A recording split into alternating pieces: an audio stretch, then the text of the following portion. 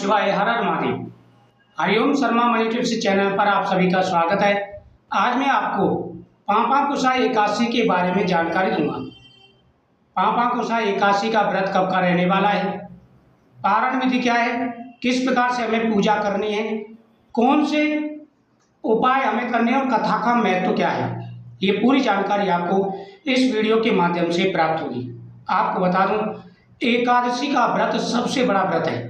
स्वयं भगवान श्री कृष्ण ने कहा है कि जो व्यक्ति एकादशी का व्रत करते हैं उन पर उनकी सदा ही कृपा बनी रहती है। प्रत्येक गृहस्थी को और सभी को एकादशी का व्रत अवश्य करना चाहिए। महीने में 2 एकादशी आती हैं, एक कृष्ण पक्ष की और एक शुक्ल पक्ष की। दोनों एकादशियों की पूजा विधि सेम होती है, नाम अलग अलग होते हैं। एकादशी के दिन सुबह जल्दी स्नान करें, उसके बाद में सूर्यदेव को अर्घ्य दें और फिर भगवान लड्डू गोपाल जी की पूजा की जाती है। एकादशी के व्रत में मेन जो पूजा होती है वो होती है भगवान कृष्ण की। लड्डू गोपाल जी को आप पंचामृत से या सादा जल से स्नान कराएं, उसके बाद में भगवान को चंदन का टीका लगाएं। कृष्णाय वासुदेवाय हरि परमात्मने प्रणतः कलेशनाशाय गोविंदाय नमः। उसके बाद भगवान जी को तुलसी पत्र समर्पित करें। तुलसी के पत्ते एक दिन पहले तोड़ के रख लें और तुलसी के पत्ते समर्पित करने हैं।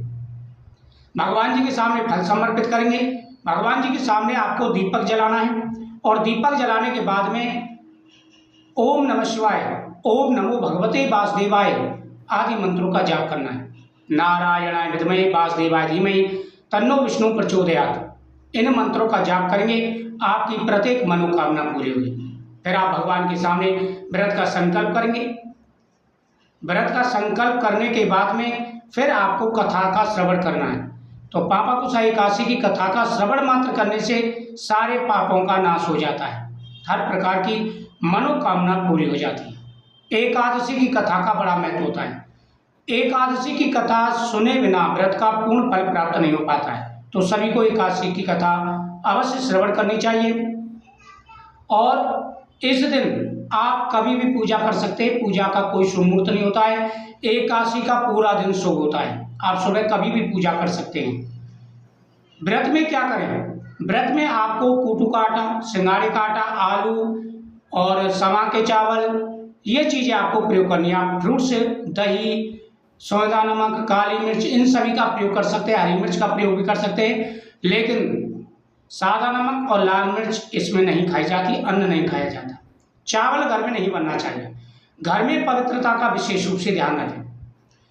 अगर यह व्रत की हम बात करें तो यह व्रत 2 अक्टूबर को शाम को ये एकादशी तिथि प्रारंभ हो जाएगी 7:11 पर। शाम को 7:11 पर एकादशी प्रारंभ हो जाएगी और 3 तारीख को 6:30 बजे तक चलेगी। उसके बाद द्वादशी लग जाएगी। तो इस प्रकार से 3 अक्टूबर का एकादशी का व्रत रहेगा। इस दिन आप पूरे नियम के साथ में भगवान की पूजा करें, क्रोध ना करें, झूठ ना बोलें, आपकी हर मनोकामना पूरी होगी। एकादशी के दिन अगर उपाय की बात करें तो इस दिन महिलाओं को भगवान के सामने चौमुखी दीपक जलाना है, तुलसी माता के सामने दीपक जलाना है, घर के मेन दरवाजे पर पितरों के सामने दीपक जलाएं। पीपल वृक्ष के नीचे दीपक जला करके परिक्रमा जरूर करें। पीपल वृक्ष के नीचे दीपक जरूर जलाएं, इससे आपको लाभ मिलेगा। गौ माता को फल खिला करके आएं और साथ ही इस दिन थोड़ा बहुत दान पुण्य भी करें। इससे आपको हर प्रकार के कार्यों में आ रही अड़चनें दूर होंगी और लाभ मिलेगा।